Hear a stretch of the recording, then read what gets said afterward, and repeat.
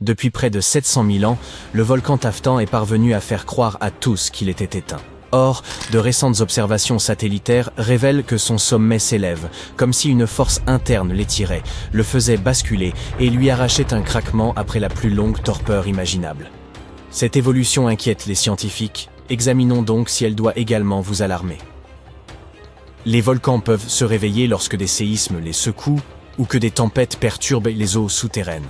Pourtant, les chercheurs ont vérifié. Aucun séisme majeur ni précipitations intenses n'ont été relevés dans le sud-est de l'Iran où il se situe. Il faut donc attribuer ce mouvement à une pression de gaz ou de magma. C'est comparable à une canette hermétique qui chauffe de l'intérieur. Bien avant le moindre sifflement, la pression augmente en silence, guettant une faille. Voilà pourquoi l'activité du Taftan constitue un signal d'alerte. Toute variation de pression traduit une dynamique interne nouvelle. De surcroît, la source de cette pression se trouve à seulement 5 à 600 mètres de profondeur, ce qui est relativement faible pour un volcan.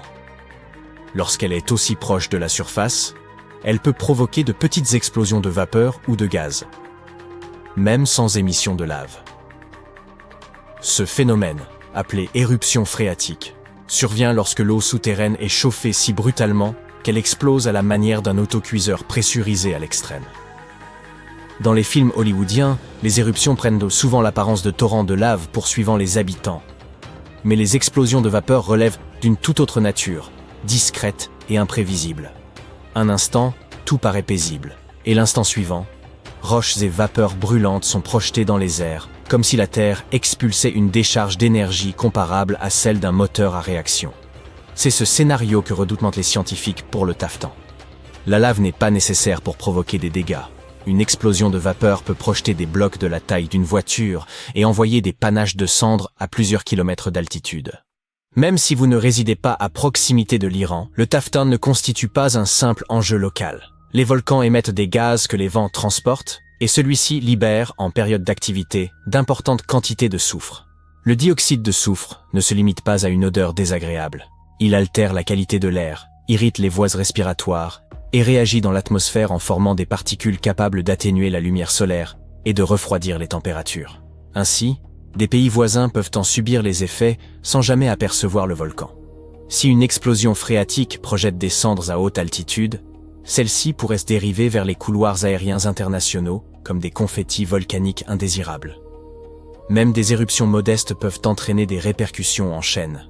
Songez à l'éruption de l'Eyjafjallajökull en 2010, qui avait paralysé le trafic aérien transatlantique. Ici, un simple panache de cendres infiltrant les grandes routes aériennes pourrait immobiliser des vols à travers le Moyen-Orient, l'Asie du Sud et au-delà. Les gaz volcaniques, eux, ignorent les frontières. Ils se dispersent, se mêlent et se déposent là où les vents les conduisent. Tout cela peut sembler inquiétant, mais l'on pourrait penser que les capteurs modernes permettraient d'anticiper une éruption. En réalité, ce n'est pas si simple, car le Taftan se situe dans une zone reculée.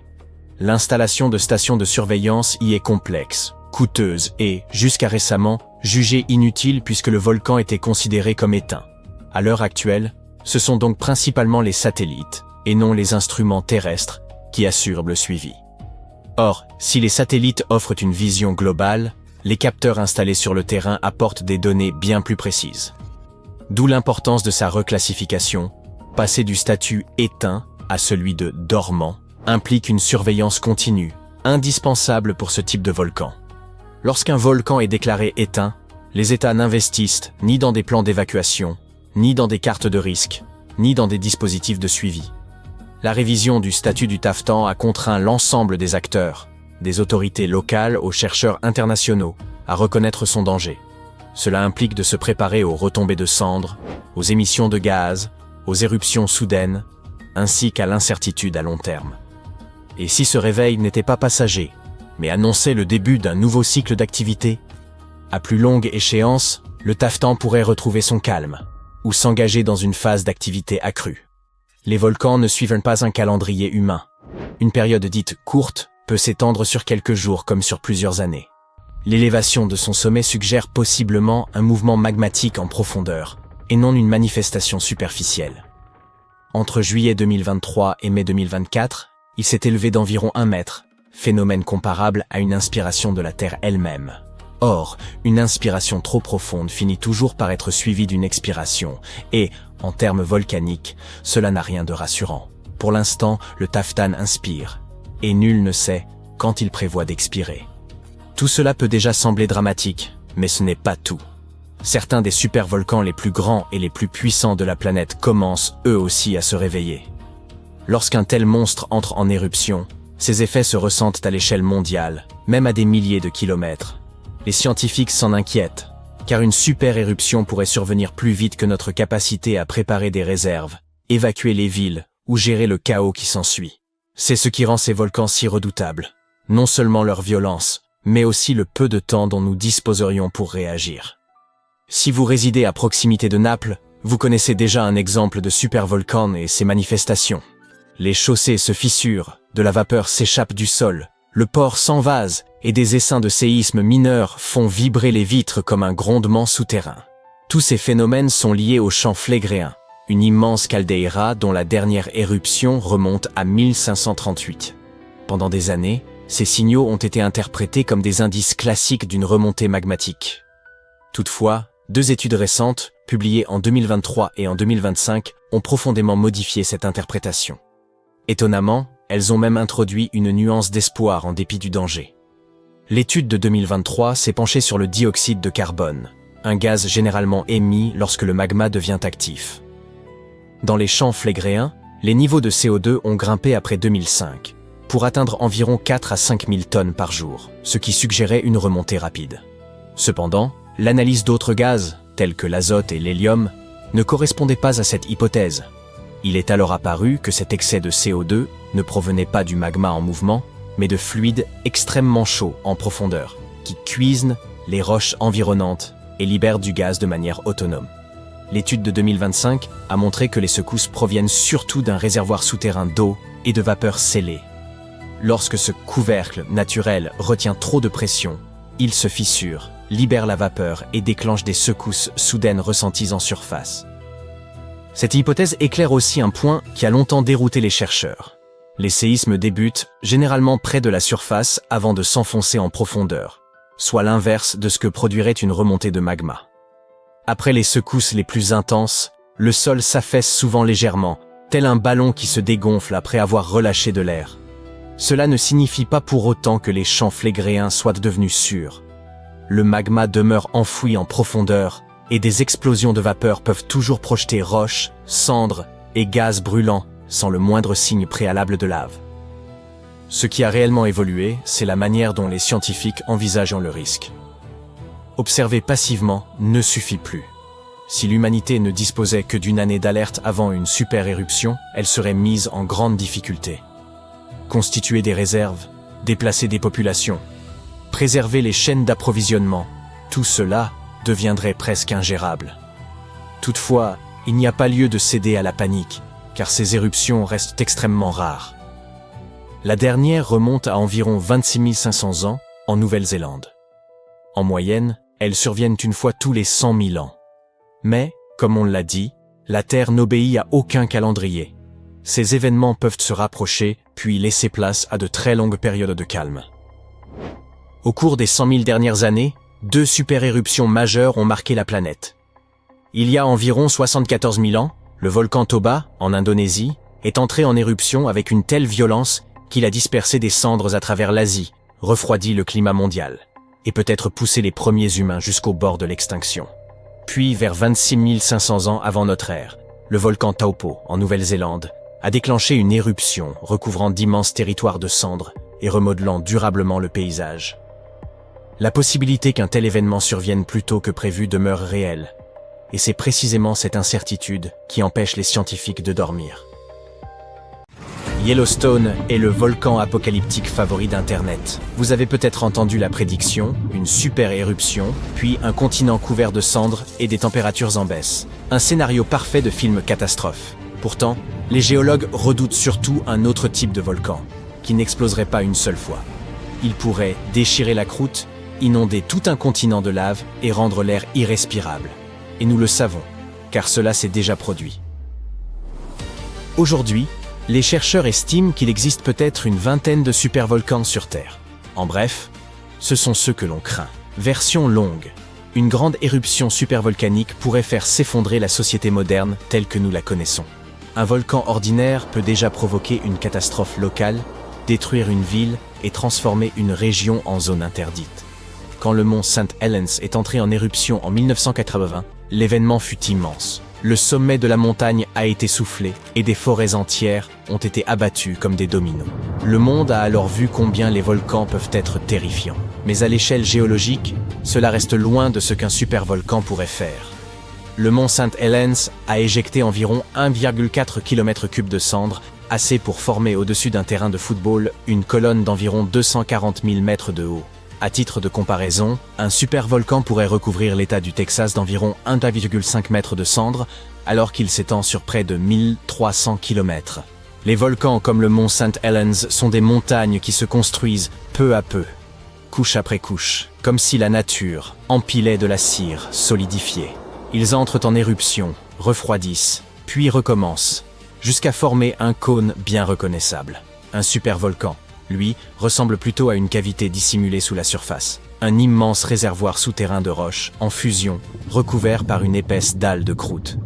Imaginez la chambre magmatique comme une grande salle souterraine, et le sol au-dessus comme son plafond. Lors d'une super-éruption, des fissures s'ouvrent dans ce plafond, et le magma remonte par ces fractures, comme de la vapeur s'échappant d'un autocuiseur. Cendres et gaz jaillissent alors très haut dans l'atmosphère. L'éruption peut commencer en plusieurs points d'une vaste zone, pas par un seul cratère. La chambre magmatique peut se vider si violemment que le toit s'effondre. Le terrain s'affaisse et laisse une immense dépression en forme de cuvette appelée caldeira.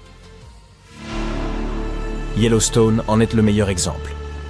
Il y a près de 631 000 ans, une éruption gigantesque qui a laissé une immense caldeira d'environ 50 sur 70 km. Aujourd'hui, c'est un parc national, mais aussi en quelque sorte une empreinte, presque un avertissement. Si Yellowstone entrait de nouveau en éruption, les premiers nuages brûlants de cendres et de gaz pourraient se propager et incendier tout ce qui se trouve autour. Ensuite, les cendres se disperseraient. Or, ces cendres ne s'apparentent pas à la poussière d'une cheminée. Elles irritent les voies respiratoires, endommagent les moteurs et peuvent immobiliser avions et machines. Les volcans ordinaires frappent donc surtout les régions proches avec leur coulée de lave. Une super-éruption, elle, transforme l'air lui-même en menace. Les cendres se propagent loin et bloquent les systèmes dont nous dépendons.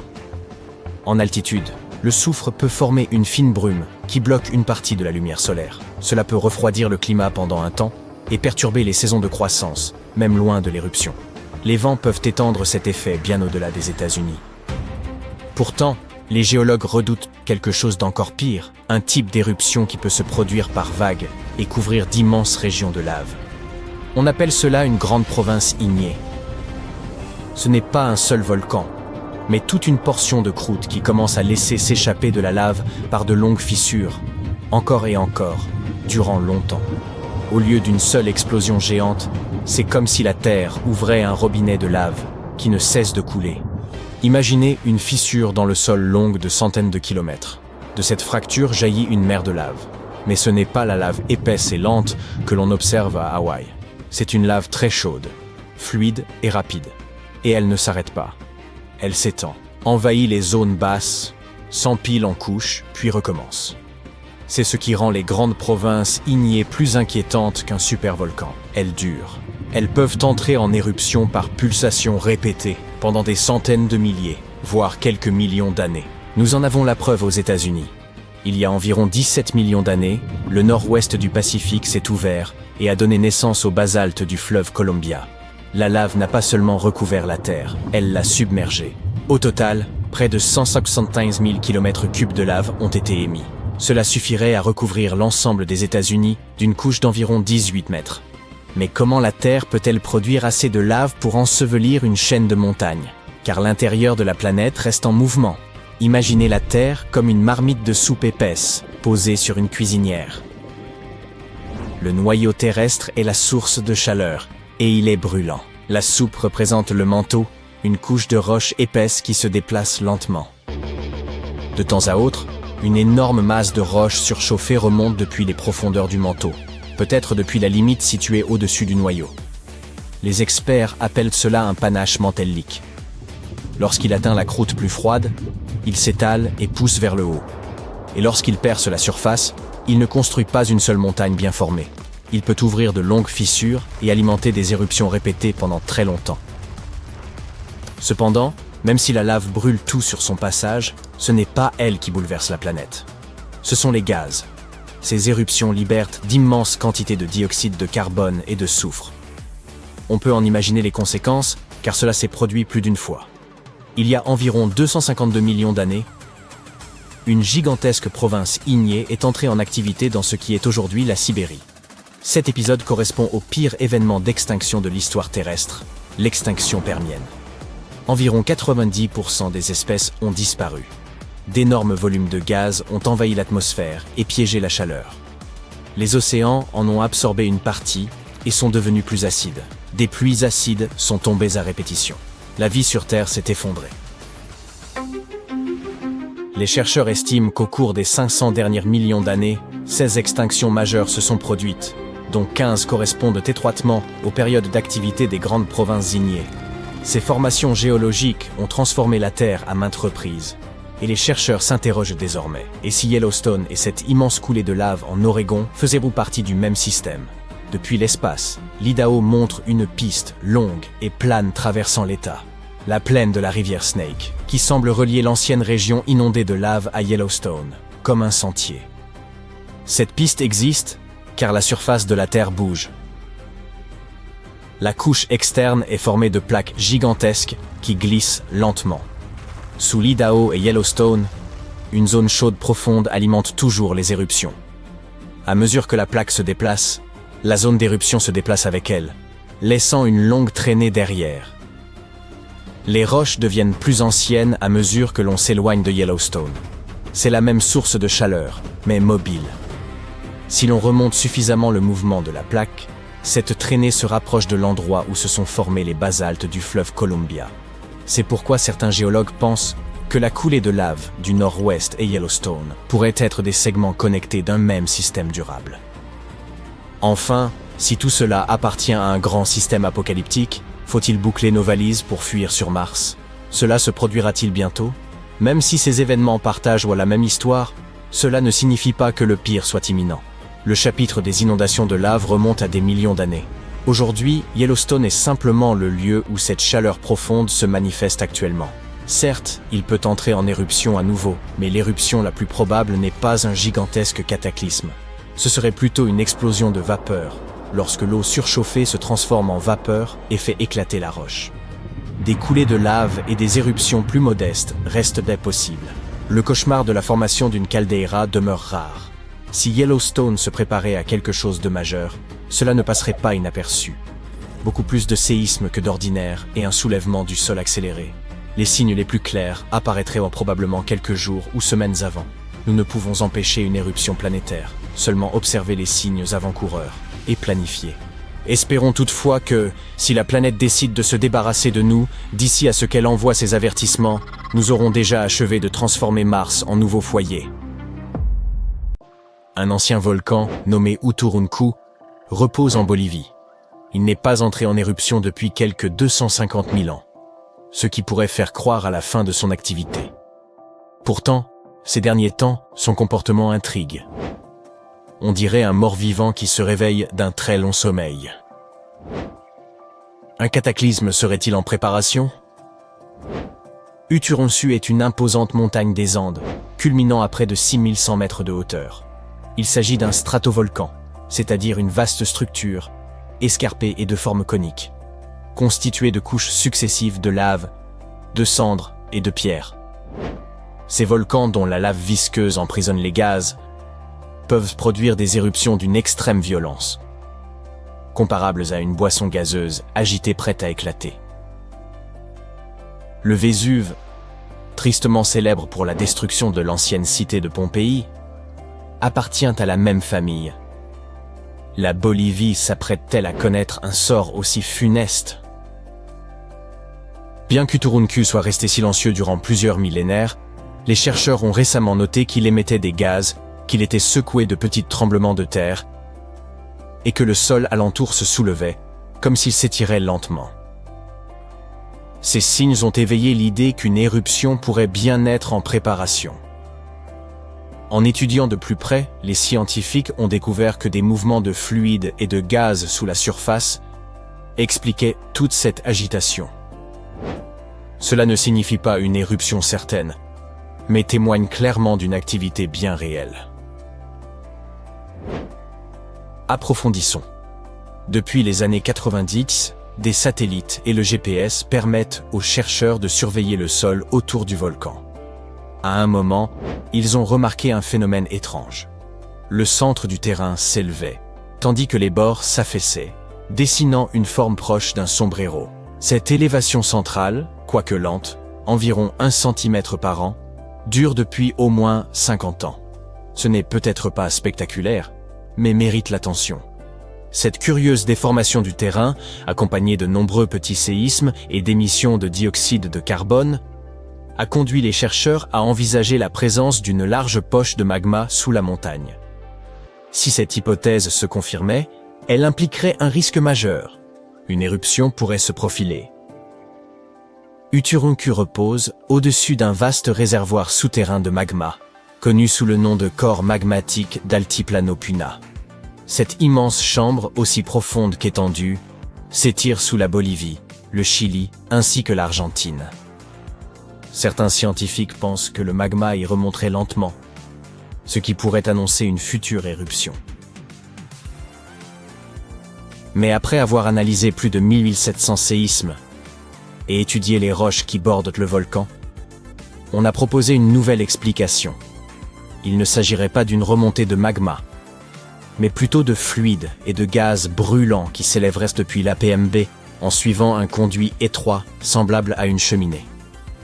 Ces gaz, tels que la vapeur d'eau et le dioxyde de carbone, peuvent s'accumuler sous la surface du volcan, tandis que l'eau salée, la saumure, se diffuse latéralement dans d'infimes fissures rocheuses.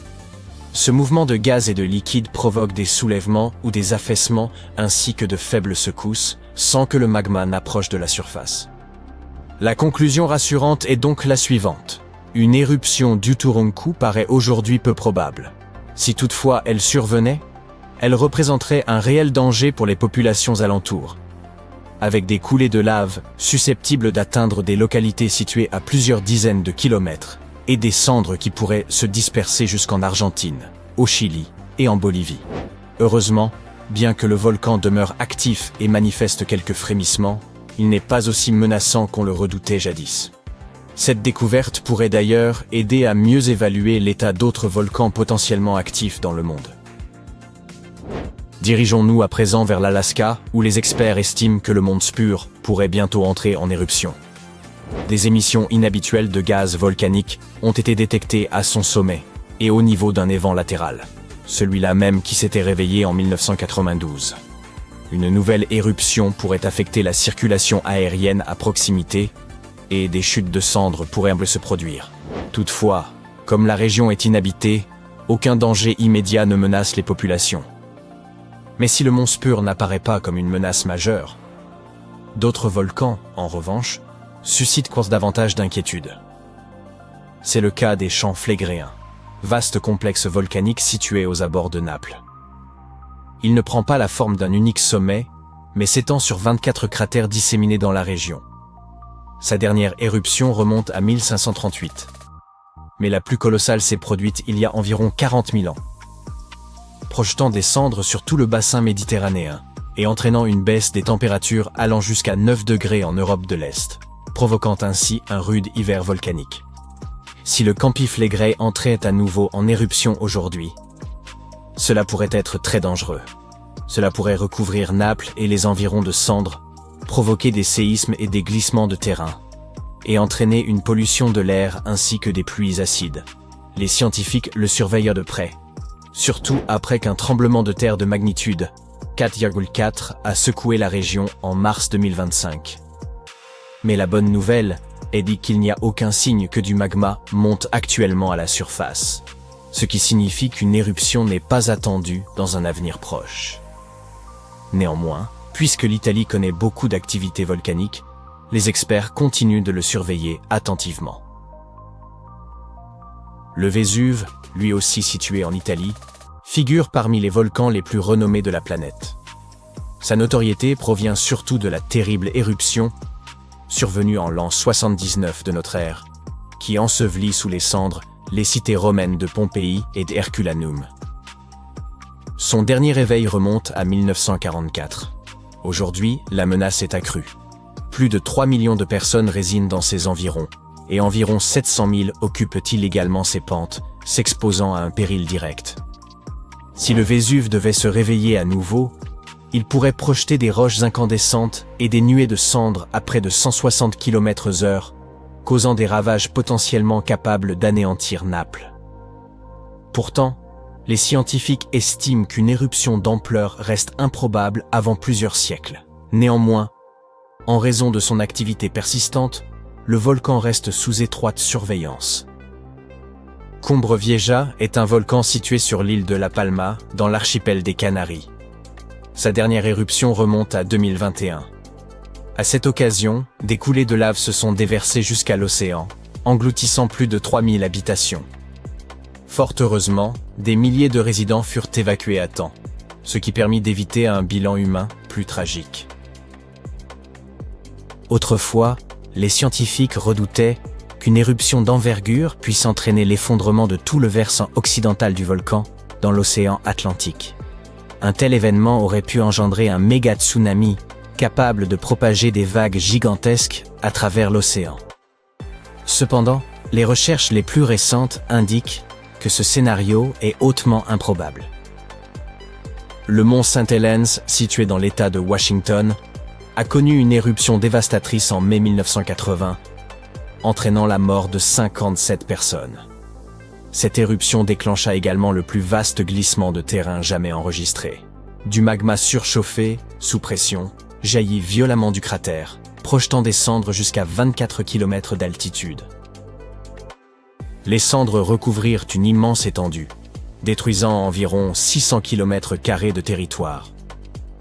Bien que le mont St. Helens demeure actif et susceptible d'entrer à nouveau en éruption, peut-être même de notre vivant, les experts estiment qu'une explosion latérale d'ampleur comme celle de 1980 est très peu probable, grâce au cratère profond désormais formé à son sommet. Le Popocatépetl est un volcan majeur et actif du Mexique. Il connaît des éruptions intermittentes depuis le début des années 2000.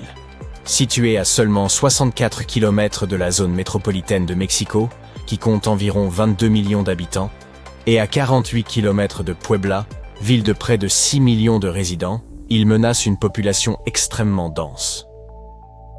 En cas d'éruption d'ampleur, le volcan pourrait recouvrir Mexico d'une épaisse couche de cendres pouvant atteindre 20 cm. Ces dépôts risqueraient d'obstruer les canalisations, de perturber l'approvisionnement en eau, et même de provoquer des coupures d'électricité. Plus dangereuses encore, des coulées rapides de lave ainsi que des flux pyroclastiques extrêmement chauds pourraient dévaler les pentes et anéantir les localités proches. Après un demi-siècle de calme, le volcan s'est remis à gronder et trembler fréquemment. Plus d'une douzaine de petites éruptions ont été enregistrées, y compris en février 2024. Certaines zones proches ont été recouvertes de cendres, mais cela demeure dans la normale selon les scientifiques qui continuent de surveiller le volcan avec vigilance. Tout d'abord, les chercheurs ont cru à une panne de leur caméra, seule explication possible à la scène qui s'offrait à eux. De l'eau brûlante jaillissait tandis qu'un méthane froid bouillonnait juste à côté. Une telle combinaison n'était même pas censée exister. Et pourtant, elle était bien réelle.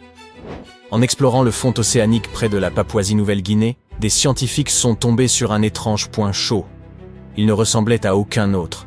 De l'eau surchauffée et un gaz froid chargé de méthane s'y échappaient presque côte à côte. Un tel voisinage est exceptionnel dans la nature, ce qui les a vivement surpris. Ils patrouillaient avec un robot de grande profondeur, le ROV Kill 6000, autour de volcans sous-marins d'une chaîne d'îles reculées. Ces édifices recèlent bien des étrangetés, mais personne n'imaginait y découvrir un véritable champ de cheminées hydrothermales, d'autant que des missions précédentes avaient traversé la zone sans rien y apercevoir. Cette fois, les caméras ont illuminé le fond marin et révélait une scène déroutante. Des évents en ébullition et, tout près, du gaz froid suintant du sédiment. Ils se touchaient presque. Comme vous vous en doutez, d'ordinaire, ces deux phénomènes apparaissent dans des lieux très différents. Les sources hydrothermales chaudes naissent lorsque l'eau souterraine est chauffée par le magma et jaillit en emportant des minéraux. Les suintements de méthane, au contraire, proviennent de couches froides et molles de sédiments riches en matière organique ancienne, qui se dégradent lentement et s'échappent sous forme de gaz. Mais ici, la géologie a produit une combinaison idéale. Sous le volcan repose une épaisse couche de sédiments riches en matière organique que le magma en remontant réchauffe, tout en chauffant aussi, plus en profondeur, une eau chargée en minéraux. On obtient ainsi deux fluides très différents, une eau de source brûlante et un méthane plus froid. Pourtant, tous deux empruntent les mêmes fissures du fond marin et, en arrivant à la surface, s'échappent à quelques centimètres l'un de l'autre. Il en résulte ce curieux voisinage où une eau minérale en ébullition et des bulles de méthane froid semblent cohabiter comme de vieux amis. Pour les océanographes, c'est un peu comme découvrir une licorne capable de voler. C'est étrange, rare et extrêmement excitant. Plus surprenant encore, juste à côté de ces évents mêlant chaud et froid, un véritable petit monde vivant a conquis les rochers. Le site est couvert d'énormes amas de moules des profondeurs, de longs vers tubicoles, de petites crevettes et d'amphipodes qui grouillent partout, sans oublier des concombres de mer d'un violet éclatant bien en vue. Les animaux sont si serrés qu'on distingue à peine la roche dessous. Les scientifiques sont presque certains que certaines de ces espèces sont entièrement nouvelles pour la science, mais il faudrait une mission dédiée rien que pour inventorier tout ce qui y vit.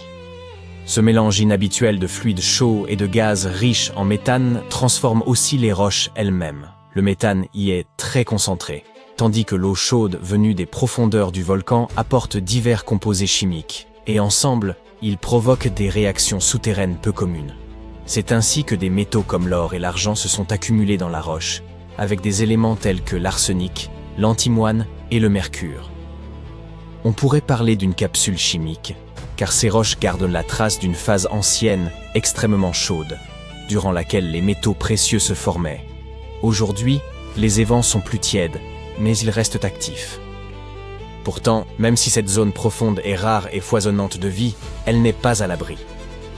L'activité minière existe déjà à proximité, et les déchets de l'immense mine d'or de Lihir sont rejetés dans l'océan. De plus, des entreprises disposent de licences pour explorer le fond marin à la recherche de minéraux et de gaz. Tout cela menace la communauté fragile des sources, car beaucoup d'animaux ne peuvent survivre que dans ces conditions très précises. C'est pourquoi les chercheurs réclament davantage d'études et de solides mesures de protection avant que cet écosystème unique ne soit endommagé de façon irréversible. Ce trésor sous-marin doit être préservé avant que l'industrie ne l'efface. Cette découverte n'est toutefois pas le seul écosystème unique jamais mis au jour. En janvier 2025, un iceberg gigantesque baptisé A84, à peu près de la taille de Chicago, s'est détaché de la plateforme glaciaire de George VI en Antarctique. Cette plateforme est déjà colossale en elle-même, longue d'environ 450 km et épaisse d'environ 250 mètres. Pendant l'été antarctique, de novembre à la fin février, sa surface fond et forme de longues nappes étroites, appelées lacs glaciaires rubaniformes, ainsi nommées parce qu'elles ressemblent vraiment à d'immenses rubans glacés étirés à la surface. Lorsque A84 s'est détaché et a dérivé au loin, il a mis à nu une portion du fond marin restée scellée sous la glace depuis des temps immémoriaux, un lieu que personne n'avait encore jamais vu. Une équipe de recherche à bord du navire RV Falkor, tout, se trouvait justement dans la mer de Bellingshausen à ce moment-là. Dès qu'elle a appris la nouvelle, elle a abandonné son programme initial. C'était, en quelque sorte, l'équivalent en eau profonde du geste qui consiste à retourner une énorme pierre en forêt pour découvrir ce qui se cache en dessous. Pendant 8 jours, les scientifiques ont déployé leurs robots sous-marins, Subastian, et exploré des profondeurs excédant les 1280 mètres. Dans cette obscurité glaciale, ils ont mis au jour un écosystème secret et foisonnant de vie. D'immenses coraux et des éponges formèrent de véritables quartiers sous-marins, littéralement envahis de créatures. Elles ne se contentaient pas de survivre. Elles prospéraient. Les chercheurs s'attendaient bien à trouver quelque chose, mais certainement pas une authentique cité sous-marine regorgeant de vie ancienne. On y voyait des anémones semblables à de petits arbres duveteux, des araignées de mer se mouvant comme des créatures venues d'ailleurs, des poissons des glaces, des pieuvres et toute une variété d'autres animaux.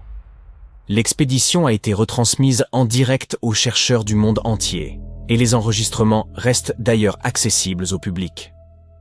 Plus impressionnant encore, les scientifiques pensent que certaines des espèces observées pourraient être totalement nouvelles, des espèces véritablement inédites découvertes en Antarctique en 2025, dont quelques-unes ne vivraient peut-être que dans cette zone précise. Cela paraît logique, car l'Antarctique fonctionne presque comme une planète à part, entourée par le courant circumpolaire antarctique, qui agit tel un immense fossé liquide et maintient le continent à l'écart du reste du monde depuis des millions d'années. Mais même si ces nouvelles espèces s'avérèrent déjà connues, les chercheurs ont tout de même mis au jour des animaux d'une rareté extrême, comme de minuscules escargots, des vers hérissés appelés polychètes, de petits crustacés, et même la mystérieuse méduse fantôme, qui semble tout droit sortie de l'espace. Son nom scientifique est Stygiomedusa gigantea, mais l'appellation méduse fantôme géante suffit amplement. Cette créature est immense. Sa cloche, la partie en forme de parapluie, peut dépasser 1 mètre de largeur, et elle possède 4 longs bras semblables à des rubans, pouvant s'étirer sur près de 10 mètres, soit la longueur d'un autobus scolaire. En réalité, le premier spécimen a été recueilli en 1899. Mais il aura fallu attendre 60 ans pour que les scientifiques comprennent qu'il s'agissait d'un type de méduse entièrement nouveau. Son corps est en grande partie translucide, teinté d'un violet fantomatique, et au lieu de tentacules ordinaires, elle se sert de ses grands bras ondoyants pour capturer ses proies et se nourrir. Même si les méduses n'ont pas de cerveau, la façon dont cette méduse fantomatique se déplaçait a surpris les chercheurs. Elle semblait guider ses longs bras avec une maîtrise inattendue, surtout lorsqu'elle se glissait dans des passages étroits près du fond. Elle paraissait prudente, presque délibérée, ce qui a quelque chose de troublant. Encore une créature peut-être vaguement intelligente tapie dans l'océan obscur. Formidable. Les chercheurs ont aussi observé des vers poilus, officiellement appelés polychètes, même si l'autre nom est bien plus amusant. Ces vers sont fréquents dans les océans froids et profonds et existent sous une multitude de formes et de tailles. Leur corps est composé de segments bordés de petites soies qui les aident à se déplacer, à percevoir leur environnement et à se défendre. L'un des plus remarquables est l'Eulagisca gigantea, dont les soies dorées et brillantes lui donnent une allure étonnamment élégante pour une créature vivant dans une obscurité glaciale. Ainsi, comme vous le constatez, il existe encore sur Terre une multitude de lieux et de phénomènes qui semblent irréels ou même impossibles. Et malgré notre niveau de technologie, il est peu probable que nous parvenions à percer toutes les merveilles que le monde recèle dans un avenir proche. Nous sommes le 15 janvier 2022. Il est 16h47, heure locale. L'éruption est sur le point de débuter. Ressentez-vous ces secousses ? Le Pacifique Sud s'apprête à être le théâtre de l'une des éruptions volcaniques les plus intenses jamais enregistrées par la technologie moderne. Elle survient dans le volcan sous-marin Unga Tonga Unga Ha'apai, niché dans l'archipel des Tonga. L'éruption est d'une ampleur exceptionnelle, avec un indice d'explosivité volcanique d'au moins 5, sur une échelle qui culmine à 8. Son intensité est comparable à celle de catastrophes historiques telles que l'éruption du mont St. Helens en 1980 ou du Vésuve en l'an 79. Elle projette dans l'atmosphère près de 10 km3 de matériaux volcaniques et libère plus de 150 millions de tonnes de vapeur d'eau dans la stratosphère. Une telle quantité de vapeur d'eau suffirait à remplir 58 000 piscines olympiques. L'éruption engendre également les courants sous-marins les plus rapides jamais observés et déclenche des tsunamis dévastateurs, atteignant des régions aussi éloignées que le Pérou, à plus de 1000 km du volcan. Au moins 4 personnes y trouvent de la mort, tandis que d'autres sont portées disparues.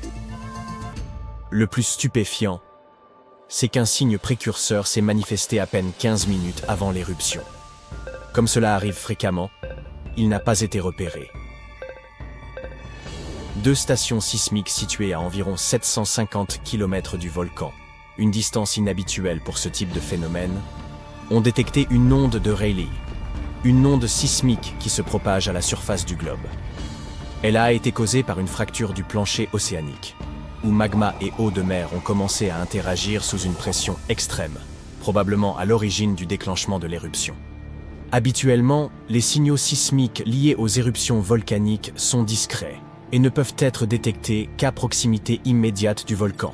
Mais cette onde de Rayleigh a parcouru une distance exceptionnelle et affichait une intensité inhabituelle. Cela témoigne d'une activité souterraine considérable avant l'éruption. Si les habitants n'ont rien ressenti, les capteurs éloignés, eux, n'ont pas manqué d'enregistrer ce phénomène. Et cette avancée représente une avancée précieuse pour la détection anticipée des menaces volcaniques et l'amélioration des systèmes d'alerte précoce. Si les scientifiques parviennent à identifier ces signaux précurseurs, ils pourraient alerter les populations en amont d'une éruption. Cela offrirait un temps précieux pour l'évacuation et permettrait de limiter les pertes, en particulier dans le cas des volcans sous-marins comme celui-ci, qui peuvent également déclencher des tsunamis dévastateurs. Bien que l'éruption ait été d'une ampleur considérable, son impact est resté relativement contenu. Cette découverte met toutefois en évidence le rôle essentiel des données sismiques dans l'anticipation et la gestion de ces phénomènes. Si ce signal précurseur n'a pas permis d'émettre d'alerte lors de cette éruption, la perspective d'une utilisation en temps réel de ces informations lors d'événements futurs semble prometteuse. Cela s'avère particulièrement vrai pour les éruptions sous-marines qui, contre toute attente, pourraient offrir un délai d'alerte plus long qu'on ne l'imaginait. Même si ce signal d'alerte n'aurait pas été perceptible à l'oreille humaine, il existe des sons d'une intensité telle qu'ils peuvent être littéralement fatals. De tels bruits sont extrêmement rares, mais le son le plus puissant jamais enregistré a bel et bien coûté la vie de ceux qui se trouvaient à proximité. Le 27 août 1883, l'éruption du volcan Krakatoa, en Indonésie, a généré le bruit le plus assourdissant jamais mesuré, atteignant un niveau stupéfiant de 310 décibels à la source. Pour donner un ordre de grandeur, une perceuse électrique produit environ 98 décibels, tandis que le rugissement d'un réacteur atteint 140 décibels. À partir de 180 décibels, un son est capable de provoquer des lésions irréversibles sur les tissus auditifs. Lors de l'éruption du Krakatoa, le bruit excédait les 170 décibels à une distance de 160 km. Et à seulement 60 km de l'explosion, des marins ont eu les tympans percés. La déflagration a résonné avec une telle intensité qu'elle a été entendue jusqu'à 4800 km de distance. À Alice Springs, en Australie, située à plus de 3500 km du volcan, des bergers ont affirmé avoir perçu ce qu'ils prenaient pour des coups de feu. L'onde sonore du Krakatoa a fait le tour du globe à plusieurs reprises. Même si personne ne l'a entendu au-delà de 4800 km, des instruments ont enregistré des hausses brutales de pression atmosphérique jusqu'au Canada et en Angleterre. Une preuve que l'onde acoustique engendrée par l'éruption a parcouru la planète entière. Les sons dépassant 150 décibels peuvent s'avérer extrêmement dangereux pour l'organisme. Une exposition à des niveaux compris entre 170 et 200 décibels peut provoquer des lésions mortelles, notamment l'éclatement des poumons. Quant aux sons excédant 240 décibels, ils entraînent des blessures d'une extrême gravité, mieux vaut ne pas en connaître les détails. Disons simplement que ce type de phénomène est courant dans les dessins animés, mais rarissime dans la réalité. L'explication scientifique derrière ce phénomène repose sur le fait que le son est avant tout une onde de pression capable de se propager aussi bien dans les solides que dans les liquides. Lorsqu'un bruit atteint une intensité extrême, il peut même traverser le corps humain. Si la pression générée est suffisante, elle peut provoquer la rupture des tympans ainsi que des organes internes, entraînant des lésions graves, souvent fatales. Les volcans déclenchent souvent de petites secousses avant une éruption. Et ils produisent également un phénomène sonore particulier appelé trémor harmonique. Ce son se manifeste sous la forme d'un bourdonnement dont la fréquence augmente progressivement avant de s'interrompre brusquement juste avant l'éruption. Ce type de signal a été enregistré sur de nombreux volcans à travers le monde. Cependant, ce qui rend le volcan Redoubt en Alaska unique, c'est que ces trémors sont d'une intensité telle qu'ils sont perceptibles à l'oreille humaine, donnant l'impression que le volcan pousse un véritable hurlement avant l'éruption. D'après un géophysicien de l'Université de Washington, La fréquence du trémor harmonique du mont Redout atteint un tel niveau qu'elle n'est audible que sous la forme d'un léger bourdonnement grave, et cela, même lorsqu'elle atteint son maximum. Ce trémor dépasse de loin ceux enregistrés sur d'autres volcans, remettant en question les modèles scientifiques utilisés jusqu'à présent pour expliquer ces phénomènes. Face à ces observations, les chercheurs ont dû élaborer une nouvelle approche pour rendre compte de ces trémors particulièrement aigus. La plupart des sons volcaniques proviennent des vibrations des bulles de magma lorsqu'elles remontent à travers les fissures de la croûte terrestre. Mais dans le cas du Redout, les scientifiques estiment que le trémor harmonique et les secousses qui l'accompagnent sont liés au passage du magma sous une pression extrême à travers une ouverture étroite. À l'intérieur du conduit volcanique, ce passage reliant la chambre magmatique au cratère. Le magma, particulièrement visqueux, adhère aux parois rocheuses. À mesure que la pression s'accroît, il progresse lentement avant de se coller à nouveau, jusqu'à ce que la force accumulée le pousse à se déplacer de nouveau. Ces déplacements soudains génèrent de petites secousses, qui deviennent de plus en plus fréquentes sous l'effet de la pression, jusqu'à fusionner en un bourdonnement continu et de plus en plus aigu. Autrement dit, ce sont les roches elles-mêmes qui produisent ce son. Ce nouveau modèle d'interprétation est essentiel, car il pourrait permettre aux chercheurs de mieux comprendre les cycles éruptifs des volcans comme le mont Redout. Il pourrait aussi jouer un rôle dans les systèmes d'alerte précoce. Lorsque le Redout a commencé à produire ce cri, l'éruption avait déjà débuté depuis plusieurs jours.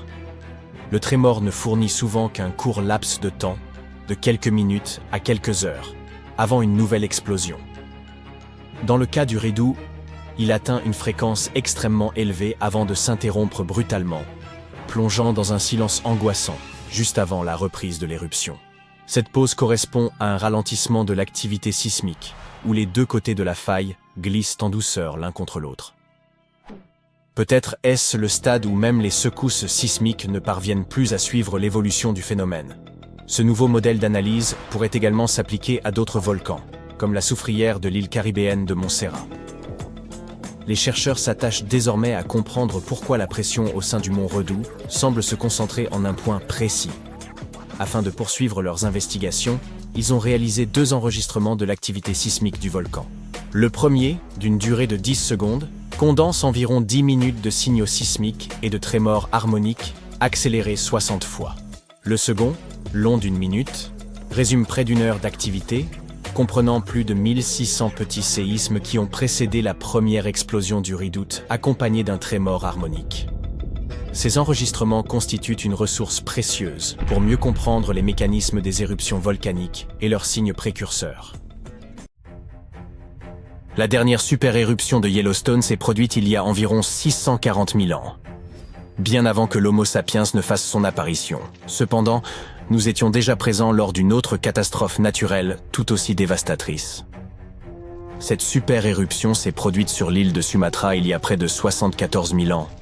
À ce moment-là, un super-volcan en éruption a ravagé d'immenses territoires, projetant des panaches de débris et de cendres qui se sont dispersés sur des milliers de kilomètres, provoquant une chute significative des températures à l'échelle mondiale. Les effets de cette éruption cataclysmique se sont fait sentir jusqu'en Afrique australe, et les experts estiment qu'il pourrait avoir eu un impact considérable sur les premiers humains. À l'époque de l'éruption, nos ancêtres utilisèrent déjà des outils en pierre et savaient probablement comment produire du fil. Certains vont jusqu'à suggérer que la super-éruption du Toba aurait été d'une telle intensité qu'elle aurait pu menacer la survie même de nos ancêtres, les rapprochant du seuil de l'extinction. Selon les scientifiques, l'éruption du Toba pourrait être la plus grande éruption survenue sur Terre au cours des 2 derniers millions d'années. Elle a expulsé une quantité colossale de roches pyroclastiques suffisante pour recouvrir la totalité des États-Unis d'une couche aussi épaisse qu'une maison à un étage. Environ 1/3 de ces dépôts se sont accumulés dans le nord de Sumatra, tandis qu'une grande partie a été emportée sous le plancher océanique de l'océan Indien. Cette éruption a laissé derrière elle un lac de cratères elliptiques d'environ 100 km de long. La caldeira est si vaste qu'il est difficile de se rendre compte que l'on se trouve sur un volcan. Les dépôts de ponce issus de l'éruption sont encore visibles dans les parois des canyons, s'enfonçant profondément sous terre. Bien que le volume de ponce et de cendres impliqués dans cette catastrophe fasse l'objet d'un consensus, les experts restent incertains quant à la quantité exacte de soufre qui a été libérée dans l'atmosphère. Certaines couches de soufre présentes dans les glaces polaires pourraient bien être le résultat d'une telle libération. Mais jusqu'à présent, aucune corrélation n'a été établie entre elles et l'éruption du Toba.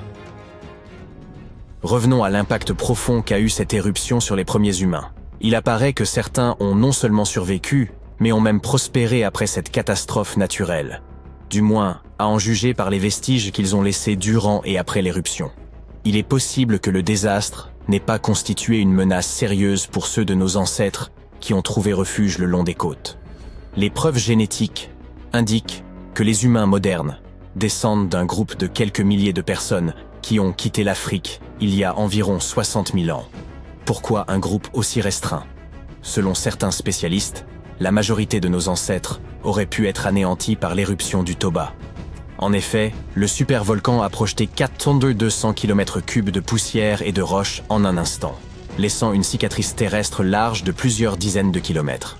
La poussière et le soufre rejetés dans l'atmosphère par le Toba ont probablement contribué à refroidir la surface de la Terre, provoquant ainsi la formation de glaciers et une baisse du niveau des mers. Étant donné l'importance potentielle du rôle de Toba dans l'évolution humaine, les chercheurs ont intensifié leurs efforts pour comprendre précisément comment les premiers humains ont réagi à cette catastrophe. En 2011, plusieurs chercheurs ont découvert un échantillon de sol mystérieux à Pinnacle Point, en Afrique du Sud, un site archéologique surplombant l'océan Indien. Cet échantillon contenait des traces de cendres volcaniques. Après avoir analysé cette couche, ils ont mis au jour plus de 400 000 artefacts laissés par les premiers humains, allant d'outils en pierre taillés à des signes de maîtrise du feu et des ossements d'animaux.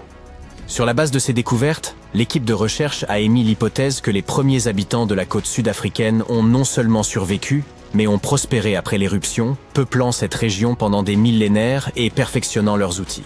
Cette région aurait pu servir de refuge pendant et après l'éruption du Toba. Une étude de 2009 a suggéré qu'elle aurait pu faire chuter les températures mondiales d'une dizaine de degrés, rendant la survie extrêmement difficile ailleurs en Afrique. Mais si un hiver volcanique s'est produit, il est probable que les températures côtières aient été moins rigoureuses.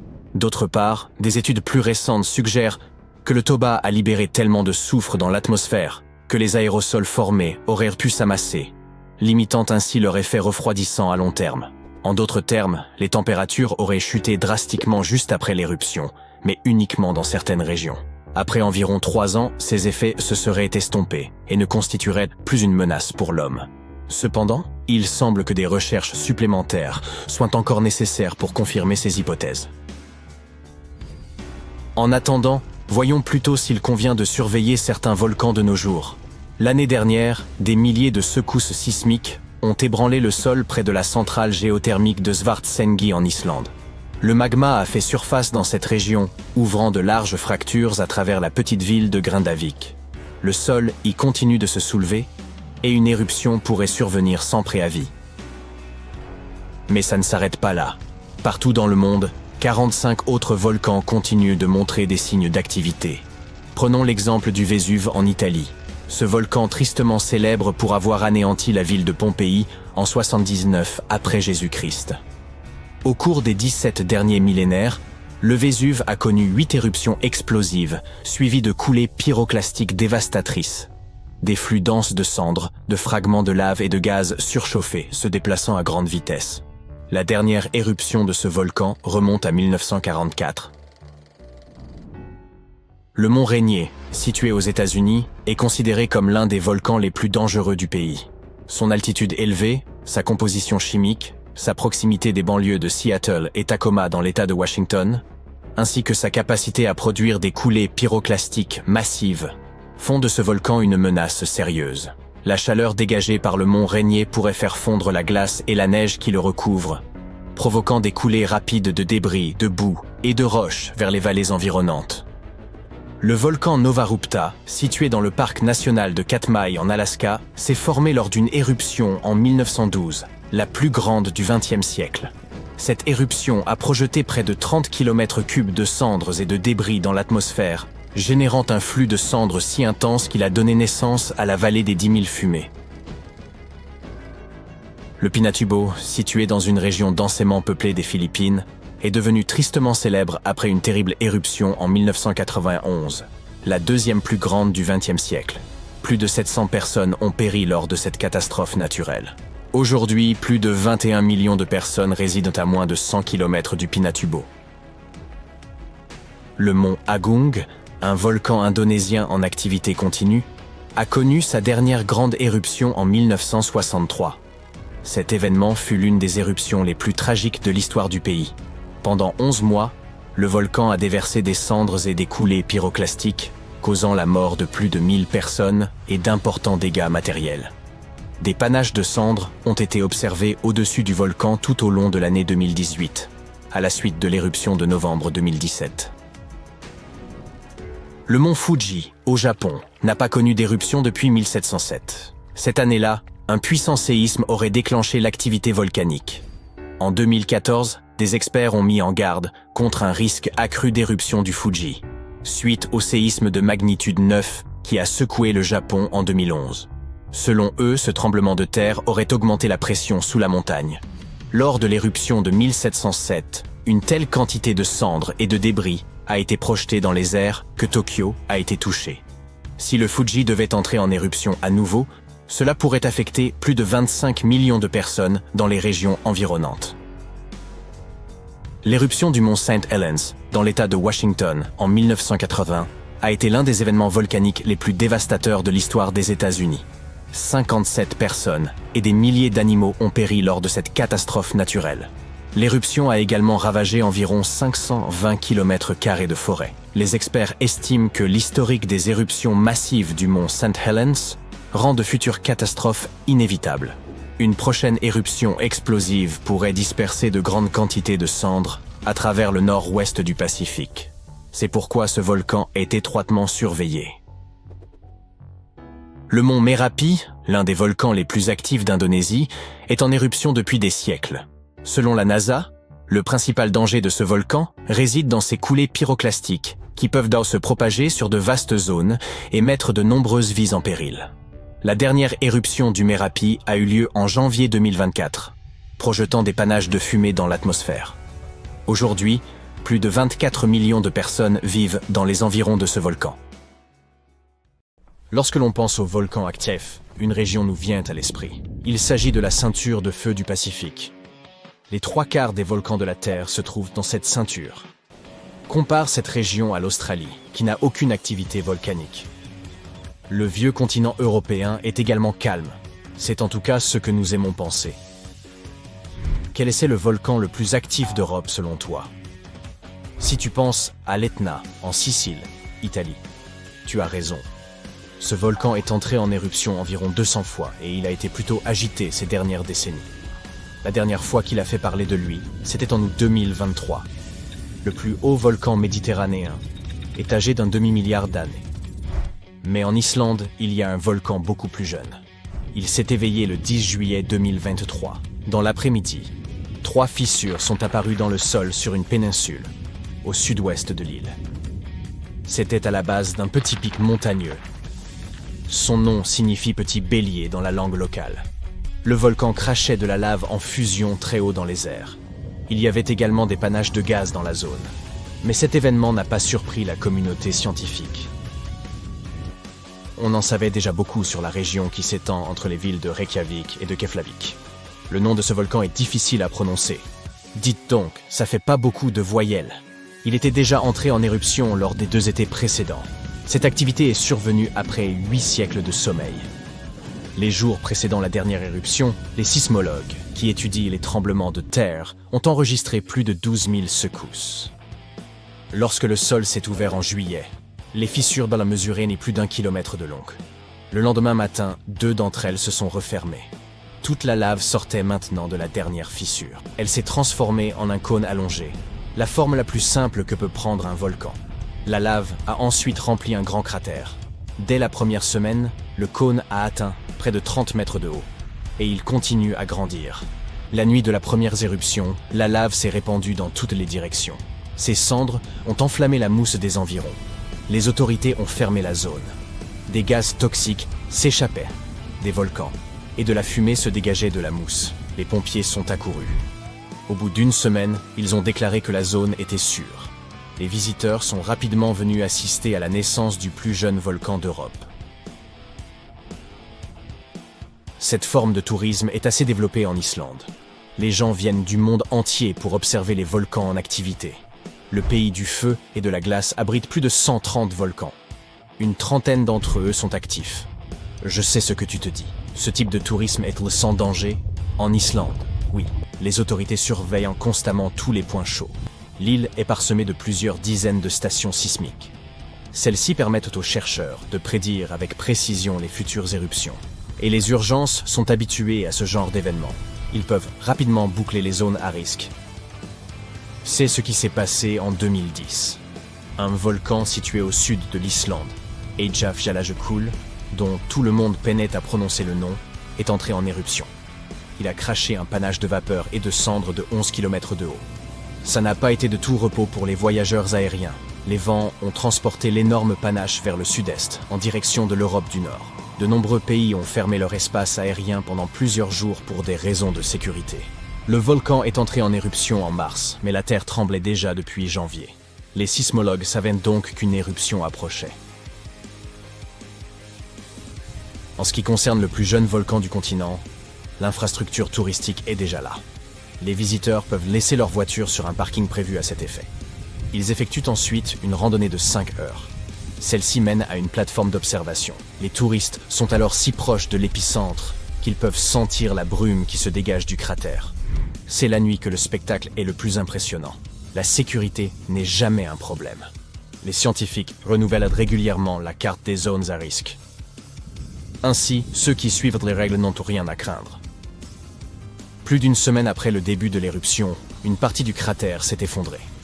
La lave s'est écoulée le long de la pente, à l'ouest. Cette majestueuse rivière incandescente, c'est de la lave qui se déplace lentement. Les scientifiques la classent dans la catégorie AHA. C'est un terme hawaïen. Il décrit une lave basaltique dont la surface est rugueuse et cassante. Elle se compose de blocs de lave fragmentés, des pyroclastes. Ils tombent à mesure que la substance s'écoule, laissant apparaître des zones rougeoyantes. Les sections de lave plus froides sont de couleur grise et noire. En avançant, elle émet un bruit de verre brisé. Près d'un mois après l'éruption du nouveau volcan, nous avons obtenu des images d'un phénomène intéressant. Une tornade s'était formée directement au-dessus de la coulée de lave. Ce phénomène s'est produit en raison des températures élevées, 1200 degrés Celsius. Lorsque les conditions sont réunies, une colonne d'air chauffée peut facilement se transformer en mini-tornade. Les scientifiques ont observé un événement similaire lors de l'éruption du mont Kilauea à Hawaï en 2018. Les champs de lave de la deuxième plus grande île d'Europe nous racontent l'histoire de la création de l'Islande. Elle se trouve au-dessus de la zone de jonction des plaques nord-américaines et eurasiennes. Les plaques tectoniques sont d'énormes blocs rocheux de la couche la plus externe de la Terre, la lithosphère. Elle repose sur une couche de roche partiellement fondue. Toute la lave que nous voyons à la surface commence son voyage. Ici, ces plaques flottent donc sur de la roche en fusion. Leurs limites sont instables. Lorsque deux plaques se frottent l'une contre l'autre, elles libèrent d'énormes quantités d'énergie. C'est ainsi que se forment les volcans. Ce sont les points où le magma remonte à la surface. L'Islande s'est formée il y a environ 60 millions d'années. Les plaques tectoniques se sont éloignées l'une de l'autre, dorsale médio-atlantique. Suffisamment de lave s'est accumulée pour créer un sol solide. Cette ancienne roche se trouve aujourd'hui sous les vagues. Lorsque la nouvelle lave atteint la surface et se refroidit, elle repousse la vieille roche du centre de l'île. C'est pourquoi les parties les plus anciennes de l'Islande n'ont pas 60 mais 16 millions d'années. Les champs de lave actifs du pays sont jeunes en termes géologiques. Certains d'entre eux ont moins de 1000 ans. Les scientifiques considèrent l'île comme une zone volcanique des plus sensibles. Près d'un tiers de la lave basaltique qui a atteint la surface de la Terre dans l'histoire documentée depuis le XVIe siècle provient d'éruptions islandaises. Des fissures, comme celles qui ont précédé l'éruption de 2023, couvrent 30% du pays. Pour cette raison, seul un quart de l'île est habité. Les Vikings ont été les premiers à s'installer en Islande au début du Xe siècle. La nature leur a réservé un accueil des plus chaleureux. Quelques années seulement après leur arrivée, en 934, ils ont assisté à l'une des plus grandes éruptions volcaniques de l'histoire. Les Vikings venaient d'une région où il n'y avait pas de volcan. Ils n'avaient donc aucune idée de ce qui se passait. Aujourd'hui, les Islandais sont habitués à de tels événements. C'est une bonne chose car leur patrie vient d'entrer dans une nouvelle ère d'activité volcanique. Les volcanologues pensent que les événements récents marquent dans le début de décennies d'éruptions. La péninsule, Reykjans, qui abrite le plus jeune volcan de la Terre, se trouve à seulement 27 km au sud-ouest de la capitale. Il est inactif depuis longtemps. Les éruptions actuelles nous rappellent que les processus naturels qui ont créé l'Islande, le volcanisme, se poursuivent encore aujourd'hui. Récemment, nous avons découvert qu'il existe un lien entre les éruptions volcaniques du nord de l'Europe et les glaciers. Notre planète a connu au moins 5 grandes périodes glaciaires. Il s'agit de périodes très longues, au cours desquelles la température moyenne de la Terre chute de manière extrême. Le résultat a été l'expansion des couches de glace, glaciaires, à travers l'Europe du Nord et l'Amérique du Nord. La dernière période glaciaire s'est achevée il y a environ 10 000 ans. Les chercheurs essaient encore de comprendre comment ces périodes glaciaires affectent l'activité volcanique. Ils pensent que c'est le poids de toute cette glace qui perturbe l'écoulement du magma sous la Terre. Lorsque les glaciers se retirent, la pression diminue. La lave peut alors s'écouler plus facilement vers la surface, où elle jaillit.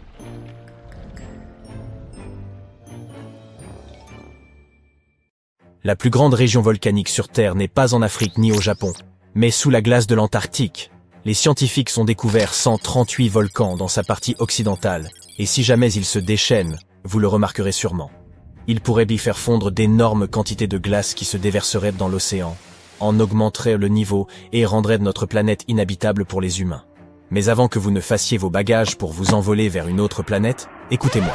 Actuellement, seulement 2 des volcans de l'Antarctique sont officiellement classés comme actifs. Et il faudrait toute une série d'éruptions, décennie après décennie, pour qu'ils aient un impact sérieux sur le monde entier.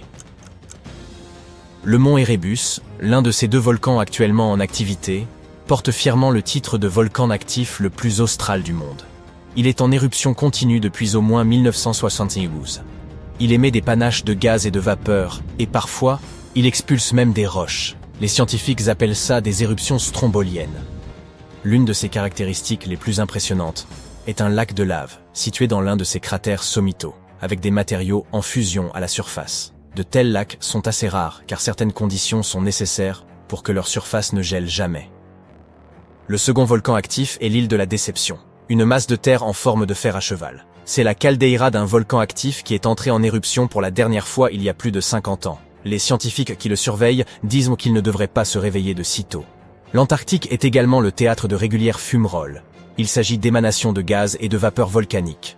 Dans les conditions adéquates, les crevasses peuvent expulser suffisamment de matériaux pour ériger des tours de glace de 3 mètres de haut. Les scientifiques surveillent les volcans de l'Antarctique avec des sismomètres qui se mettent en marche lorsque la Terre commence à trembler à cause de l'activité volcanique. Parfois, ils utilisent également des technologies plus complexes, mais les opérations sont toujours difficiles en raison de la distance de cette région polaire et des moyens qu'il faut mettre en œuvre pour s'y rendre. C'est pourquoi personne ne peut prédire quand l'un des volcans du continent, actuellement endormi, entrera en éruption. Nous pourrions savoir à quoi ressemblerait un tel réveil si nous analysions ce qui s'est passé il y a près de 20 000 ans. Mais le faisons-nous? L'un des volcans endormis de l'Antarctique, le mont Takahe, a autrefois connu une série d'éruptions et émis une bonne quantité d'halogènes riches en ozone. Certains scientifiques disent que ces événements ont réchauffé l'hémisphère sud. Les glaciers auraient commencé à fondre, et cela aurait contribué à mettre fin à la dernière ère glaciaire. Pour que ces événements se répètent, il faudrait à nouveau une série d'éruptions avec émission d'halogènes provenant d'un ou de plusieurs volcans se trouvant au-dessus de la glace. C'est un scénario peu probable, mais comme cela s'est déjà produit dans le passé, ce n'est pas complètement impossible. Quant aux volcans cachés sous une épaisse couche de glace, on pense que leur gaz aurait du mal à atteindre l'atmosphère. Cependant, ils seraient suffisamment puissants pour faire fondre d'énormes cavernes et produire d'importantes quantités d'eau de fonte. La nappe glaciaire de l'Antarctique occidental est humide et n'est pas attachée à sa base. Cette eau de fonte agirait donc comme un lubrifiant et mettrait rapidement en mouvement la glace qui la recouvre. Le volume d'eau qu'un volcan de cette taille pourrait produire ainsi n'est rien comparé au volume de glace qui le surplombe. Ainsi, une seule éruption ne ferait pas de différence. Cependant, avec plusieurs éruptions de volcans situés près ou sous les grands courants de glace de l'Antarctique occidental, ce serait une autre histoire. Ces courants de glace sont des rivières qui transportent une grande partie de l'eau de l'Antarctique vers l'océan. Si elles modifiaient leur vitesse et apportèrent des quantités inhabituelles d'eau dans l'océan, son niveau monterait. À mesure que la glace deviendrait de plus en plus fine, il y aurait de plus en plus d'éruptions. Les scientifiques appellent ça un effet d'emballement. Un phénomène similaire s'est produit en Islande. Le nombre d'éruptions volcaniques a augmenté lorsque les glaciers ont commencé à reculer à la fin de la dernière période glaciaire. Pour que des changements massifs se produisent, il semblerait donc que plusieurs volcans situés au-dessus de la glace et contenant des gaz riches en halogène doivent devenir actifs dans un laps de temps assez bref et rester puissants pendant des dizaines voire des centaines d'années. L'Antarctique contient environ 80% de toute l'eau douce du monde. Et si toute cette glace fondait, le niveau global des mers augmenterait de près de 60 mètres. Et nous n'aurions plus qu'à chercher une nouvelle planète où vivre. Mais ce scénario est peu probable. Il est plus probable que des éruptions sous-marines lubrifient les flux de glace et envoient des masses d'eau dans l'océan. Mais ce ne serait pas la fin du monde. Un supervolcan extrêmement puissant et furieux pourrait y parvenir, et cela s'est déjà produit par le passé.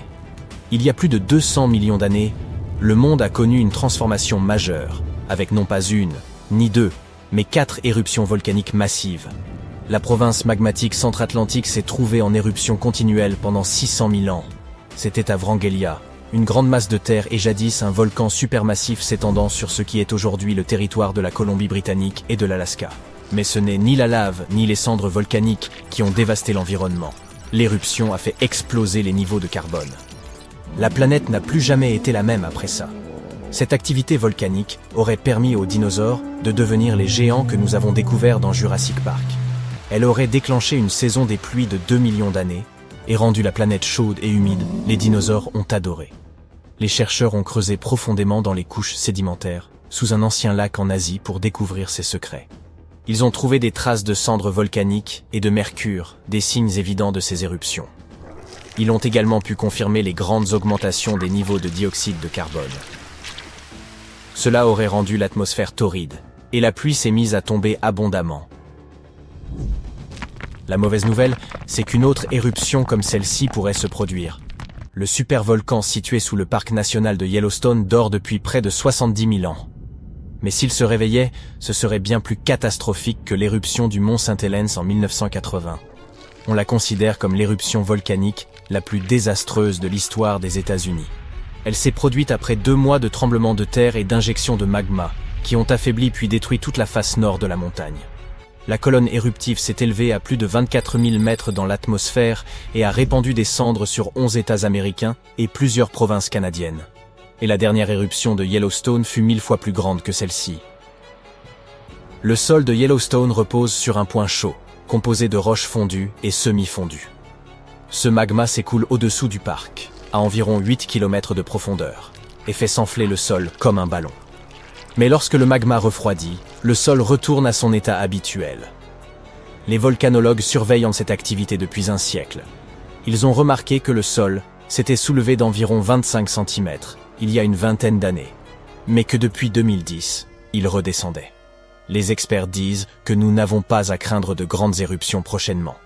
La fin du monde n'est donc pas pour demain. Mais une certaine activité souterraine retient actuellement l'attention des scientifiques. Comme les humains n'ont pas été témoins de tout ce qui a pu se passer à Yellowstone, il est plutôt difficile de dire avec certitude ce qui se mijote là-dessous. Yellowstone a connu quelques grandes éruptions au cours des quelques derniers millions d'années. Elles se sont produites avec une grande régularité, avec des intervalles de 6 à 800 000 ans. La dernière grande éruption a eu lieu il y a environ 640 000 ans, et elle a véritablement remodelé tout le paysage, dispersant des cendres et des débris jusqu'en Louisiane. Il est toujours possible d'en voir les conséquences dans la caldeira de Yellowstone. Les experts disent qu'une éruption massive comme celle-ci est un scénario peu probable. Il est plus probable que nous assistions à des éruptions de vapeur et d'eau chaude ou, au pire, à des coulées de lave. Mais quand et avec quelle force cela se produira reste un mystère pour les scientifiques.